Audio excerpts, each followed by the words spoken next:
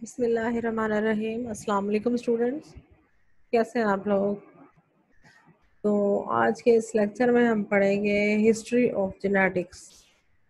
थोड़ी सी back history देखते हैं। एक्चुअली जो मॉडर्न जेनेटिक्स है उसकी बेसिस जो है वो जो है मेंडल ने दी थी, जिन्हें फादर ऑफ मॉडर्न जेनेटिक्स भी कहते हैं। लेकिन उसकी स्टार्टिंग से हिस्ट्री जो है ना थोड़ी सी वो भी आज देखते हैं।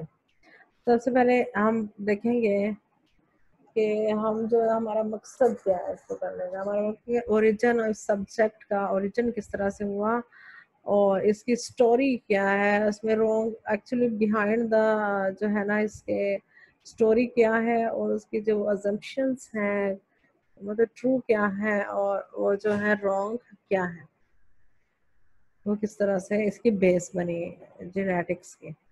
अच्छा, generally genetics is the science of study. और ये तो हम पढ़ चुके हैं, डेफिनेशन वगैरह देख चुके हैं।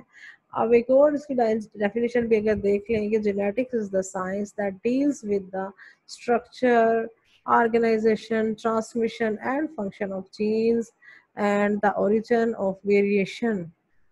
साइटोजेनेटिक्स की बात करें तो study of variation various aspects of chromosomes and their effects on the developmental characters of an organism। उसको कहते हैं। अब प्री मेंडेलियन ही, अब हिस्ट्री की तरफ आते हैं। अब जो मेंडल से पहले जो प्री मेंडेलियन थ्योरी थी ना, वो स्पॉन्टेनियस जनरेशन थ्योरी थी। अब इसके अकॉर्डिंग ये क्या थ्योरी थी जी, ये मिड 19th सेंचुरी में हुई, ठीक है। और इसकी अकॉर्डिंग क्या था, उनका ख्याल था साइंटिस्ट का कि जो लिविंग थिंग्स हैं उनकी ओरिजिन नॉन लिविंग मटेरियल से भी हो जाता। बट अब ये देखें, नेक्स्ट जो है इस थ्योरी को डिसअप्रूव किया था, रिजेक्ट किया था by two scientist, Redi and Spallanzani जो है। एंड बट ये जो अपने एक्सपेरिमेंटल रिजल्ट्स को जो है प्रेजेंट नहीं कर सके थे इतना उस टाइम। और उसके बाद लुइस पास्चर ने भी इस चीज़ की वेरिफिकेशन दी थी कि ये जो है स्पॉन्टेनियस जनरेशन की थ्योरी रॉन्ग है। अब देखें इसमें उसने क्या किया था कि इन्होंने सिंपल एक्सपेरिमेंट कंडक्ट किया था। इनमें न्यूट्रिएंट ब्रॉथ था, ब्रॉथ आपको पता लिक्विड लिक्विड मीडियम है। इसने ना मतलब 2 इस तरह की फ्लास्क ले ली और दोनों को हीट अप किया। इसका ख्याल था कि हीट अप करेंगे, बॉईल करेंगे, एक टेम्परेचर पे जाके सारे जर्म्स जो हैं जितने माइक्रो ऑर्गेनिज्म किल हो जाएंगे। अब जो हमारे पास एक जो है नॉन लिविंग और जो है ना एसेप्टिक जो है हमारे पास एक लिक्विड ब्रॉथ आ जाएगा। अब फिर उसने क्या किया था कि जो एक फ्लास्क है उसको तो उसने कवर कर दिया, सील बंद रखा, और दूसरी को ओपन कर दिया कि एयर एंड डर्ट वगैरह की पैसेज हो। और जो है ना दोनों के पैरेलल उसने ना एग्जामिनेशन किया था कि क्या इनमें क्या शो होता है ना। तो अब उसने देखा था कि जिस फ्लास्क को उसने कवर कर दिया, सील बंद कर दिया आफ्टर जो है ना बॉइलिंग और अच्छी तरह हीट करने के बाद, उसने ग्रेवी का वर्ड बोला था एक्चुअली न्यूट्रिएंट ब्रॉथ के लिए ना। अच्छा, अब उसने ये देखा कि उसमें तो कोई लाइफ फॉर्म एग्जिस्ट नहीं की, नॉन लिविंग से कोई लिविंग मटेरियल प्रोड्यूस नहीं हुआ। और उसने जिसमें ओपन एक्सपोज कर दिया था, उसका कवर नहीं किया था आफ्टर उसको बॉइलिंग, तो उसमें उसने देखा कि हवा और डर्ट के साथ कोई भी ऑर्गेनिज्म, कोई भी लाइफ फॉर्म्स जो हैं वो उसके अंदर ग्रो कर गई।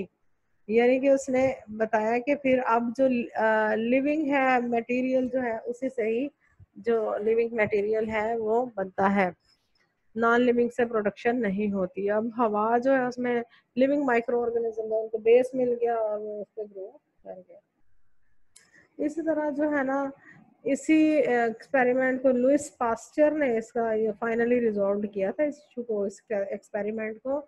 और इसने क्या है कि इसने भी फ्लास्क ली थी जिनको हम सवान नेक फ्लास्क बोलते हैं। अब उसने क्या किया, इसको हीट अप किया, इसने भी 2 फ्लास्क ली, उसको न्यूट्रिएंट ब्रॉथ उसने लिया, ठीक है। अब उसने क्या किया, किसी तरह ना ये उसको पहले तो उसने कवर रखा ना एक फ्लास को, ठीक है, न्यूट्रिएंट ब्रॉथ को। और जो दूसरा आफ्टर 1 ईयर पास गुजर गया, उसने बांध रखा। फिर उसने क्या किया कि nutrient breath is free from, उसमें देखा कि कोई उसमें माइक्रो ऑर्गेनिज्म या लाइफ फॉर्म की ग्रोथ उसको नजर नहीं आई 1 साल तक। फिर उसने जो नेक को रिमूव कर दिया, यानी कि ओपन कर दिया उसका माउथ, तो उसने फिर देखा कि उसमें जो माइक्रो ऑर्गेनिज्म की ग्रोथ हवा गई और जो लिविंग मटेरियल गया जिसकी ग्रोथ हुई। तो इससे जो है पुराना जो ये जो प्री मेंडेलियन थ्योरी थी स्पॉन्टेनियस जनरेशन को, इस तरह से उसने डिसप्रूव किया था। अच्छा, उसके बाद जो है 1673 में कोई साइंटिस्ट था डी ग्राफ, उसने क्या देखा था जी, prove that the tiny vesicles on the surface of mammalian ovary, उसने कहा था कि एग्स हैं। उसने ये सोचा कि ये एग से ही लाइफ बनती है, उसने टाइनी वेसिकल्स देखे थे। ठीक है, ओवरी जो है ना, मैमिलियन ओवरी जो है उनमें।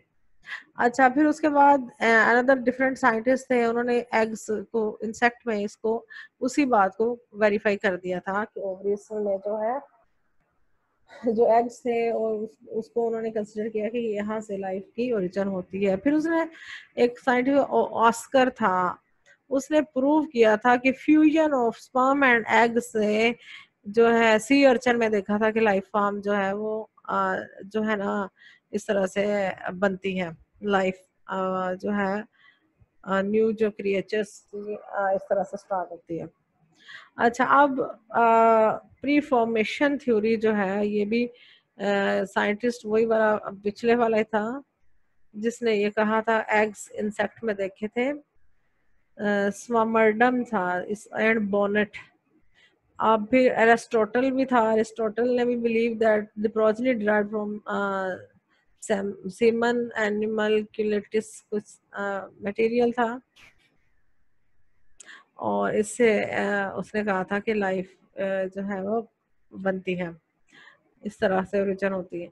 अच्छा, on the other hand different scientist थे, उन्होंने कहा कि प्रोजेनीज उसने देखी कि एग से बनती है, but no such things were seen under microscope, microscopic level तक कुछ भी नहीं था, उनकी स्टडी यहाँ तक नहीं थी। और किसी को देखें स्टार्टिंग में ही आपने यार डिफरेंट साइंटिस्ट थे, आप जेनेटिक्स की एवोल्यूशन चेक करें, स्टार्ट में लोग यहाँ तक कंसिडर करते थे कि जो लिविंग मटेरियल है नॉन लिविंग से भी जो है वो जो है राइज हो जाता है ना, लिविंग मटेरियल जो है उसकी ओरिजिन हो जाती है। बट आफ्टर टाइम उसकी रिजेक्शन हुई, टाइम गुजरा, डिफरेंट साइंटिस्ट उसको प्रूव करते के कोई फिर बाद में आए, कुछ ने कहा कि उन्होंने देखा कि जो है मेमेलियन ओवरीज में उन्होंने कोई वेसिकल टाइप स्ट्रक्चर देखा, जो एग्स कहा कि वो उससे लाइफ फॉर्म है। फिर इसको वेरीफाई डिफरेंट साइंटिस्ट ने किया। फिर एक और साइंटिस्ट ने फ्यूजन ऑफ एग एंड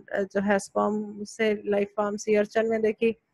फिर आप जो है एक और साइंटिस्ट एरिस्टोटल ने भी वो सिमन में कोई देखी किससे होती है लाइफ। फिर इस तरह डिफरेंट साइंटिस्ट डिफरेंट प्रूफ्स देते गए, तो ये आगे जो जेनेटिक्स है ये आगे प्रोग्रेस करती गई। अच्छा, आगे एपिजेनेसिस की जो थ्योरी थी वो वोल्फ ने उसने पेश की थी। उसने कहा था ऑर्गन्स एंड टिश्यूज जो है अराउज थ्रू प्रोसेस का डिफरेंशिएशन, प्रोसेस होता है डिफरेंशिएशन।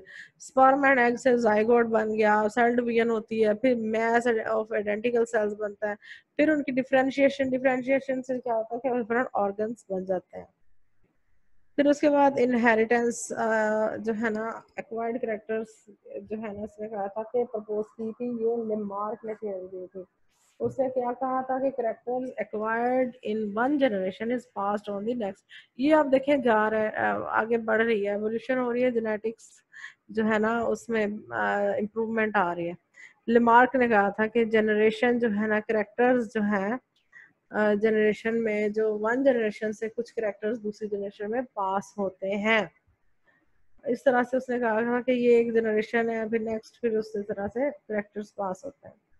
अच्छा, फिर पेंजेंसिस की थ्योरी थी जो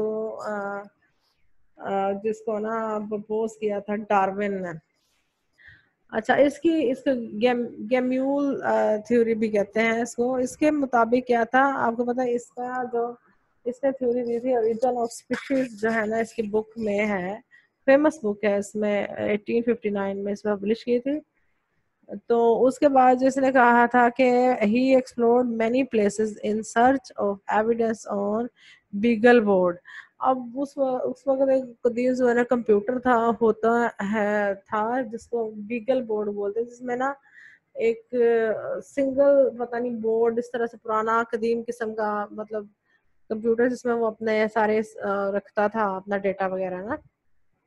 अच्छा, he propose the theory of evolution की थ्योरी दी थी, और जिसपे उसने नेचुरल सिलेक्शन के नाम से मशहूर है, उसको nature is the main cause of evolution से कहा था कि फिर उसको सर्वाइवल ऑफ फिटेस्ट का नाम से भी जाना जाता है। द कंसेप्ट वाज यूनिवर्सली उसका एक्सेप्ट किया गया था, पूरी दुनिया ने एक्सेप्ट किया था। ही प्रपोज द कंसेप्ट ऑफ गैम्यूल और पेनजेन जो है इसकी थ्योरी थी इसकी। ठीक है, गैम्यूल क्या होते हैं? अब ये गैम्यूल जो है ना ये aggregation of different gamete cells, gametes का एक स्ट्रक्चर था उसमें उसको कहते हैं गैम्यूल किसने को इस तरह से। According to him each gamete get one gemmule from one organ, इस तरह से। यानी उसको ये चीज आप याद रखें कि ये इसकी थ्योरी नेचुरल सिलेक्शन पे थी। उसने कहा था कि जिन जो चीजें जो सर्वाइवर फॉर द फिटेस्ट होते हैं एनवायरनमेंट के लिहाज से, जो बंदा अपने मतलब जो भी चीज अपने एनवायरनमेंट के अपनी रिक्वायरमेंट के अकॉर्डिंग जो है compete करती है, कंपटीशन में पार्टिसिपेट करती है और लीड कर जाती है, वही सरवाइव करती है। अदरवाइज जो बाकी चीज़ें हैं जो compete नहीं कर सकते हैं वो ना पैर एक्सटिंक्ट हो जाते हैं। जैसे पहले ऐसे बंदर बंदर से फिर देखें उसने अपने ऑर्गन्स को यूज़ करना शुरू किया तो वो थोड़ी उसमें मॉडिफिकेशन एवोल्यूशन आती रही, आहिस्ता आहिस्ता देखें इंसान की शक्ल अख्तियार होगी। इस तरह से कहा था कि जो ऑर्गन्स जो है इंसान यूज करता है, मतलब जिनका तो वो जैसे ग्राफी की उसने लॉन्ग नेक के बारे में कहा था कि उस वक्त जैसे पत्तों की कमी आ गई जो नीचे नीचे थे, और जिन्होंने कोशिश की बार बार ट्राई की उनकी जो है नेक लॉन्ग होती गई, और जो नहीं कर सके तो वो खत्म हो गए। तो इस तरह से एवोल्यूशन जो है अकॉर्डिंग टू द नीड्स और नेचर के अकॉर्डिंग होती है। ठीक है, और वो ही सरवाइव करते हैं जो compete करते हैं, जो फिटेस्ट होते हैं नेचर में ना इंडिविजुअल्स। ये डार्विन की बुक थी, ओरिजिन ऑफ स्पीशीज जो है उसने पेश की थी हमें बुक। अभी जंप लॉस थ्योरी थी, ये डिफरेंट साइंटिस्ट थे, फ्रेडरिक लिपोल्ड ने 63 में की थी, 1863 में। अच्छा, उसने इसका कंसेप्ट क्या था कि उसने कहा था according jump class theory the body of an individual was divided. उसने कहा था कि एक इंडिविजुअल की बॉडी को डिवाइड कर दिया सोमेटोप्लाज्म एंड जर्म प्लाज्म। यानी कि इससे भी जाहिर हो रहा है कि जो है ना सोमेटो बॉडी सेल्स और जो है ना जर्म सेल पे बेस होती है। तो इस तरह से ना अच्छा अब क्या है कि अब जो अब ये है wide belief among the biologist during. अब मेंडल से पहले पहले उनके डिफरेंट बिलीव्स थे, and there was a concept of blending. वो जो है ना एक मिक्सचर था इनहेरिटेंस का, कोई कुछ कह रहा था कोई कुछ। They thought that the medium of inheritance was कुछ कहते थे कि लिक्विड से जो है इनहेरिटेंस आगे पास होती है, कोई ब्लड से कह रहा था। अच्छा, however this concept is didn't explain the appearance of variation after ये नेक्स्ट जनरेशन की वेरिएशन को कोई भी नहीं उसको जो है क्लियर कट उसकी जो है एक्सप्लेनेशन नहीं दे रहा था, या कोई कहने के मतलब कोई कोई एक्सपेरिमेंटल उनका वेरिफिकेशन नहीं थी। अच्छा, अब मेंडल का दौर आ गया, अब सही एक्चुअल जो है जेनेटिक्स का दौर आया। अब इसने क्या किया, ये 1822 से 1884 तक है। अच्छा, उसने क्या एक्सपेरिमेंट के सीरीज ऑफ एक्सपेरिमेंट करने पी प्लांट पे आपको पता है 1866 में। अच्छा, he referred as the unit of inheritance, उसने इनहेरिटेंस के यूनिट को फैक्टर का नाम दिया था। उसने फिर लॉज ऑफ इनहेरिटेंस पेश किए थे, इसको फादर ऑफ मॉडर्न जेनेटिक्स भी कहता है। अच्छा, अब जो है उसका काम जो है ना बेचारे मेंडल का 34 इयर्स तक जो है ना वो बेचारे का जो है वो बिल्कुल एनोनिमस रहा। और उसके बाद जो है ना 3 साइंटिस्ट थे जिन्होंने वेरिफिकेशन की थी उसके काम को रीडिस्कवर किया था। फिर उसके बाद देखें वक्त के साथ साथ जो है कैसे जो है ना इम्प्रूवमेंट आती गई। रॉबर्ट हुक ने आपको बताया कि सेल की थ्योरी पेश की थी, उसने चैम्बर्स देखे थे कॉक सेल में, और उसने जिसका डार्क रूम चैम्बर्स टाइप का थी। फिर शिलीडर ने प्लांट सेल थ्योरी दी थी, शिवान ने एनिमल सेल थ्योरी दे दी थी। फिर उसके बाद जो है न्यूक्लियस जो है आपको पता है रॉबर्ट ब्राउन ने उसका दिया था कंसेप्ट के, उसने कोई देखा था कि स्मॉल चैम्बर्स में कुछ इनर साइड भी कुछ मतलब उन्हें नजर आती है, सेंट्रल कोई थिंग है। फिर न्यूक्लिक एसिड जो है ये इस तरह उसकी डिस्कवरी हुई। फिर माइटोसिस फ्लेमिंग ने की, मियोसिस फिर डिफरेंट साइंटिस्ट ने की। इस तरह क्रोमोसोमल थ्योरी जो हेरिडिटी की ये वाल्टर सटन ने पेश की। देखें इम्प्रूवमेंट आती गई, एडवांसमेंट आती गई, लेकिन उसकी बेस देखें कि मेंडल की जेनेटिक्स ही को आगे लेके चलते रहे साइंटिस्ट। अच्छा, अब क्लासिकल जेनेटिक्स जो है उसकी में ही जीन, जीनोटाइप, फिनोटाइप और इसके सारे जो है इसकी जो टर्मिनोलॉजीज हैं, इनके कंसेप्ट जो है योहानसन जो है 1903 में उसने दिए। फिर जेनेटिक्स को बेटसन ने फर्स्ट इसकी टर्म पॉइंट की और इस पे काम किया, और मल्टीपल फैक्टर हाइपोथेसिस एक वो डिफरेंट साइंटिस्ट ने किए। फिर मॉर्गन जो है टीएच मॉर्गन ने वाइट आई जीन ड्रोसोफिला में देखे, और सेक्स लिंकेज उसने 1910 में पेश किया। फिर एक्सरे म्यूटाजन जो है ये मुल्लर ने पेश किया। फिर इस तरह से इम्प्रूवमेंट जेनेटिक्स की देखें आगे से एडवांसमेंट आती रही।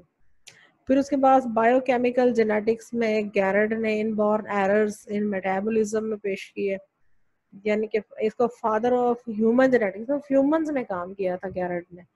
फिर बीडल एंड टाटम ने वन जीन वन एंजाइम का हाइपोथेसिस दिया था 1941 में।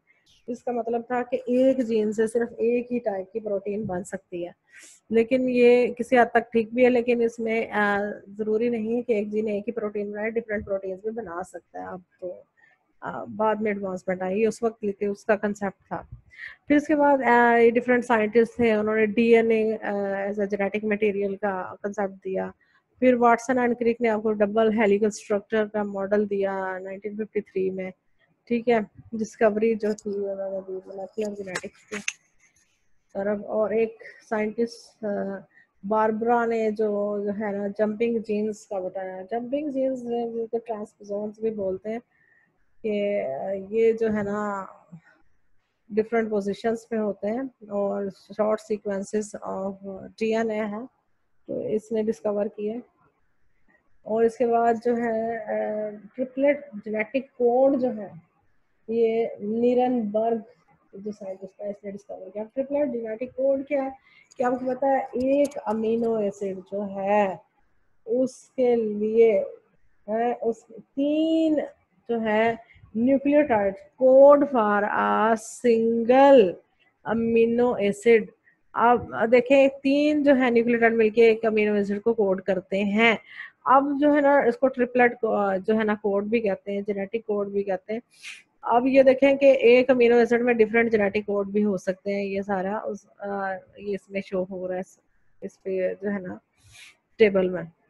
अच्छा, अब फिर जैकब और मोनेर ने क्या, लैक ओपरान आपको पता है कि ये जो है प्रोकैरियोट्स में जीन एक्सप्रेशन में आप पढ़ेंगे नेक्स्ट, इसने इसका दिया था, सारी स्टडी इसने की थी। फिर सिस्ट्रॉन, रेकॉन और म्यूटन ये भी हम पढ़ेंगे नेक्स्ट जो है